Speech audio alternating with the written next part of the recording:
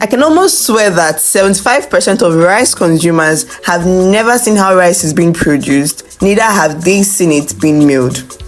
It was a for market day in Owutu, and while my dad was preparing to go to the market, as we would be leaving the village the next day, I asked to tag along. First, we sighted this woman and her kids, sorry, duck and ducklings, taking an early morning promenade.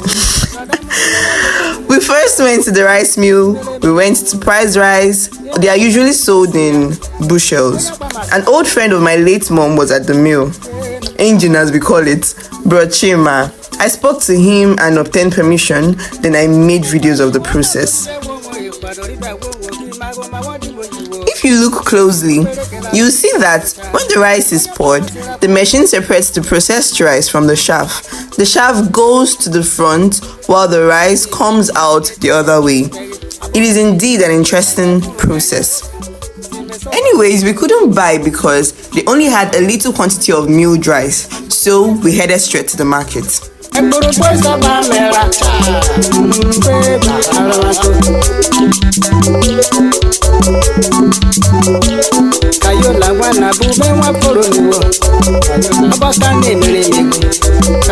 We got to the palm oil section. Some sellers were beckoning on us to come patronize them. Others were looking for those that came to sell theirs. But we made our way inside until my dad finally located whom he wanted to buy from.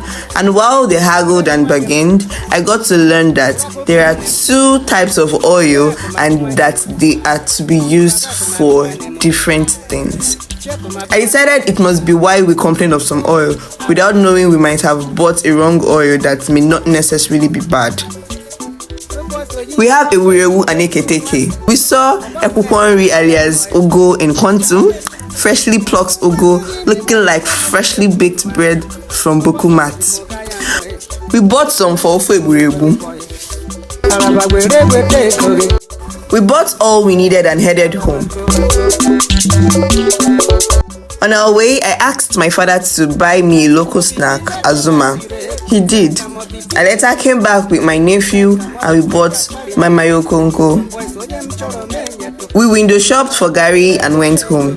The market was really bustling and bubbling.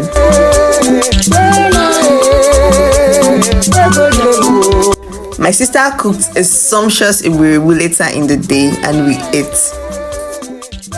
Next morning, we were at the park, ready to go to Port Harcourt. It was indeed a small time in Edda. Oh, how much I loved that I came home, and I hope to be back soon. We once again passed the longest bridge and some other villages, and before you know, we were in Abia State. We passed Omaya Tower and got to Aba. There was no way we would just pass Aba without doing a little shopping in Ariaria Market. See my nephew shopping what interests him most. In my next video, we'll see how life was in Port Harcourt. Until then, bye!